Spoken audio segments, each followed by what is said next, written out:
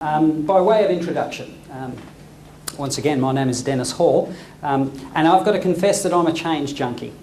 I've been addicted to change. I don't know whether addicted is the right word, but certainly exposed and thrived in a change environment for pretty much as long as I can remember. And I've got my family to thank for a lot of that when, like all families, we went through times of change, but my family was certainly more dynamic in that respect. The first change that I vividly remember was when I was 8 years old. We were living in England, which is where I was originally born, but please don't hold that against me.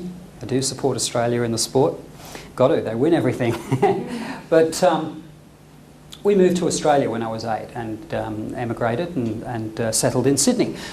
But once settled in Sydney, I use the term loosely because every 12 months almost to the day we were moving somewhere else.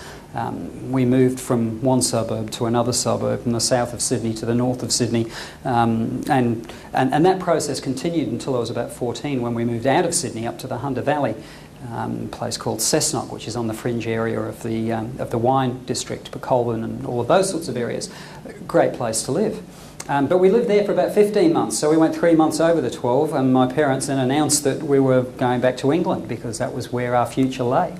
So at 16 years old, myself and my brothers, my mother and father, we packed up and went back to the UK, to the north of England, a place called Stockport, which is about 3 miles south of Manchester. And about the only thing good that comes out of Stockport is the road that takes you down south to London and Southampton.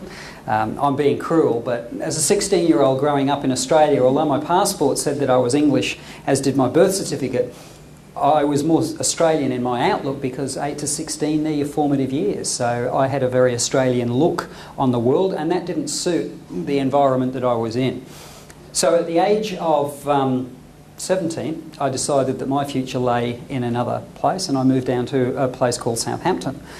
Stayed there for 2 years, but ultimately said to myself, no, I don't think England's the place for me, and I came back to Australia under my own steam.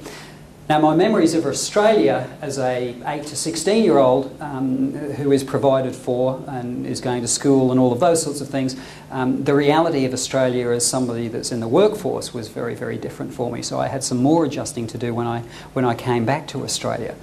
To follow in my father's footsteps, I moved around a fair bit, mostly around Sydney, but I've lived in Melbourne, I've lived in Canberra, I've lived in Brisbane and the Gold Coast, and I now live on the Sunshine Coast in a place called Noosa, about 2 hours north of Brisbane. So not good places then?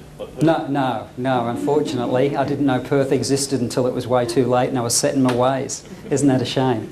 My career has followed a similar path. About the only consistency in my career has been the discipline that I followed in terms of, I've always been engaged in sales and marketing oriented activities, but changed occupations in terms of jobs, companies, industries about every 2 years.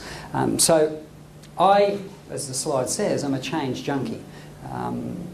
I adapt to change fairly quickly because of my upbringing. Now, that's not to say that I welcome all change, because I don't. I'm like anyone else in that respect. A change that approaches me, that terrifies me, I don't run willingly towards. And that's what we're going to be covering off on today, you know.